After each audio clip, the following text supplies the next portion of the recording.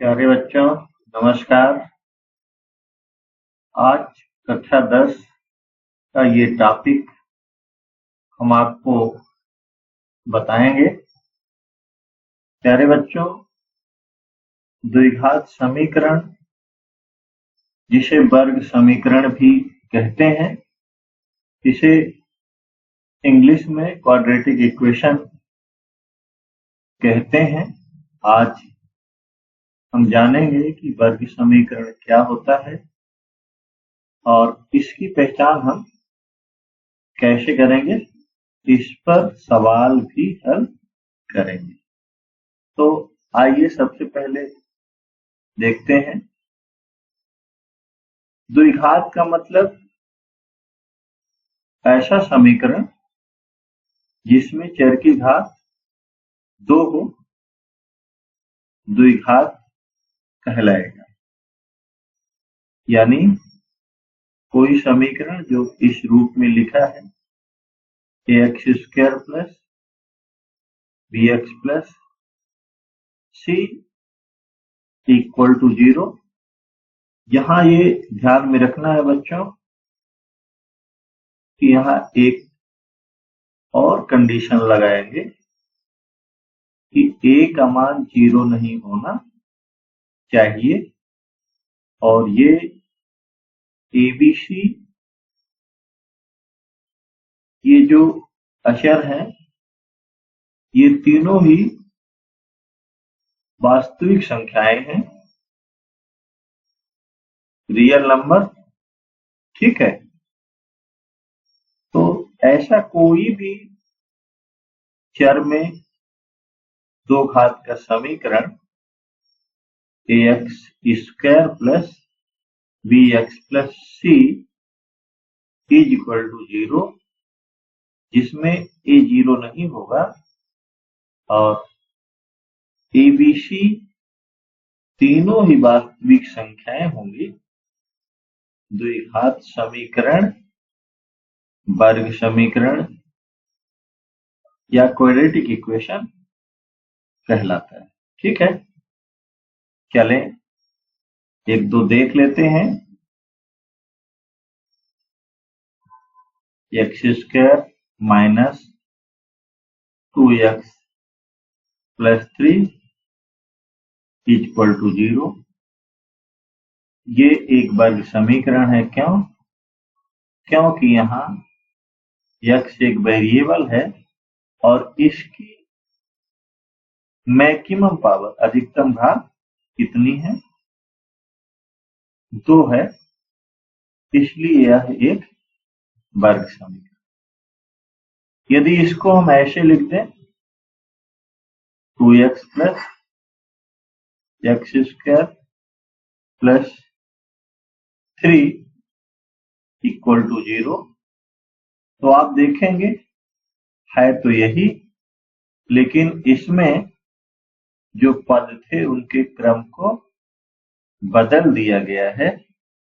यानी -2x को पहले लिख दिए हैं और x² को बाद में, प्लस 3 तो अपनी जगह पर है, तो यह भी एक वर्ग समीकरण है। क्यों?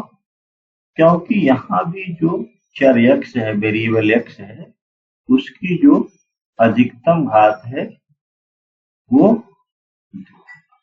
ठीक है, तो यहां से ये बात क्लियर हो गई कि चाहे किसी भी रूप में लिखा हो, यदि उसमें आए हुए चर की घात अधिकतम 2 है तो वह द्विघात समीकरण होगा। ठीक है बच्चों, चलो अब इसका मानक रूप क्या होगा? स्टैंडर्ड फॉर्म द्विघात समीकरण या वर्ग समीकरण का मानक रूप, स्टैंडर्ड फॉर्म, ये जो लिखा हुआ है यही इसका मानक रूप होता है। यानी ax square plus bx plus c equal to 0 और इसमें ये 0 नहीं होना चाहिए। यानी मानक रूप हम कब कहेंगे, जब उसमें आए हुए चर, यहाँ चर क्या है, x है, कि सबसे पहले उसकी सबसे अधिक घात हो, यहाँ 2 है, फिर उससे कम यहाँ 1 है, और फिर यहाँ पर x की कोई घात नहीं यानी 0 है। तो इस रूप में यदि लिखा है तो इसको हम द्विघात समीकरण का मानक रूप कहते हैं। ध्यान में रखना है, ये जो हमारा समीकरण है ये मानक रूप में है, लेकिन ये मानक रूप में नहीं, लेकिन दोनों द्विघात समीकरण हैं। इसको आप ध्यान में रखेंगे, ठीक है। चलिए आइए हम प्रश्नावली 4.1 के कुछ सवाल लेते हैं। पहला सवाल आपका है, हमें पता करना है कि ये द्विघात समीकरण है कि नहीं। तो सवाल लिख लेते हैं पहले, x प्लस 1 का होल स्क्वायर, x प्लस 1 का whole square equal to 2 into x minus. प्यारे बच्चों, इसको हम सबसे पहले मानक रूप में परिवर्तित करेंगे, यानी इसे ax square plus bx plus c equal to 0 के फॉर्म में लिखेंगे। तब हमें पता चलेगा कि ये द्विघात समीकरण है कि नहीं।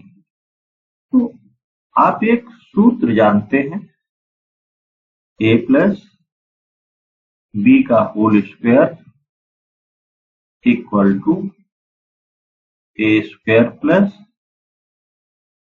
2ab plus b square. तो हम इसमें यही फार्मूला लगाएंगे, यहाँ a की जगह पर x है, b की जगह पर 1, ठीक है। तो ये हो जाएगा x square plus 2 into x into 1 plus 1 square, और जो राइट हैंड साइड में है इसको भी मल्टीप्लाई कर देंगे, यानी 2 का गुणा x माइनस 3 के साथ करेंगे। तो 2 का गुणा x के साथ करेंगे तो 2x, और फिर 2 का गुणा माइनस 3 के साथ करेंगे तो माइनस।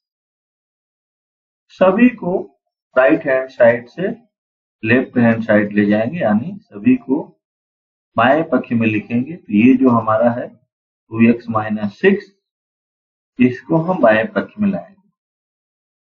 तो x square plus 2x plus 1, ये देखो 2x आपका है प्लस में, तो इधर आएगा तो माइनस 2x हो जाएगा, और ये माइनस 6 है, इधर आएंगे तो ये प्लस 6 हो जाएगा, और ये इक्वल टू 0। अब देखेंगे ये 2x प्लस में है और ये माइनस में है, इसलिए कट जाएगा, और ये दोनों प्लस में है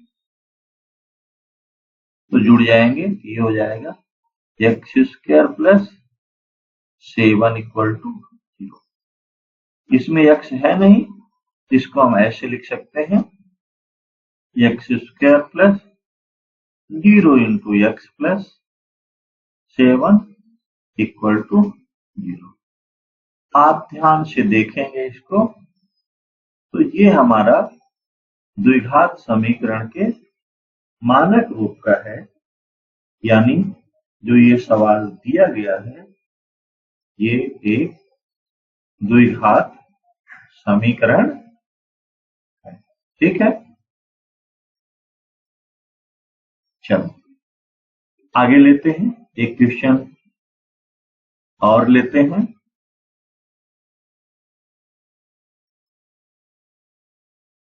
ये दूसरा सवाल ले रहे हैं बच्चों। यदि आपने पूरा वीडियो ठीक से देख लिया बिना पढ़ाए हुए तो आपको कहीं भी परेशानी नहीं जाएगी। आपको कुछ चीजें हैं उनको अपने रफ में नोट भी करते रहना है। दूसरा सवाल लेते हैं, ये है x square minus 2x equal to -2 into 3 minus, इसमें भी ब्रैकेट लगा, ठीक है। चलो इसको देखते हैं, इसको भी हम किस रूप में बदलेंगे, मानक रूप में, ठीक है। तब तो हमको पता चलेगा कि ये द्विघात समीकरण है कि नहीं। तो चलिए स्टार्ट करते हैं। ये ऐसे ही उतार देंगे जो बाएं पक्ष में लिखा है, -2 से मल्टीप्लाई करेंगे तो यहाँ देखेंगे माइनस है और इसमें प्लस है, ये माइनस हो जाएगा और 2 और 3 का मल्टीप्लीकेशन होगा तो 6 आ जाएगा, ठीक है। फिर -2 का -x साथ करेंगे तो माइनस माइनस प्लस हो जाएगा और 2 का x साथ करेंगे तो 6, ठीक है। चलिए अब जो भी राइट हैंड साइड में क्वांटिटी है इसको कहाँ ले चलेंगे, लेफ्ट हैंड साइड में। ये हो जाएगा एक्स स्क्वायर माइनस 2x और ये पहले 2x इधर लाते हैं तो इधर प्लस है तो -2x और ये -6 है इधर आएगा तो +6 इक्वल टू, जिनकी घात समान है यानी सजाती जो पद हैं एक ही जैसे वो जुड़ जाएंगे या घट जाएंगे इन, ये माइनस और ये माइनस दोनों जुड़ेंगे तो ये माइनस हो जाएगा और 2x और 2x जमा हो जाएंगे तो 6 हो जाएगा। 6 को उतार लेते। यदि आप देखेंगे तो ये जो समीकरण आ गया ये x square plus b x plus c बराबर 0 के रूप का आ गया और यही द्विघात समीकरण का मानक रूप है। यानी ये जो सवाल है आपका, यह एक ऐसा समीकरण है, द्विघात समीकरण है, ठीक है। चलो यहां आप लिख देंगे आंसर।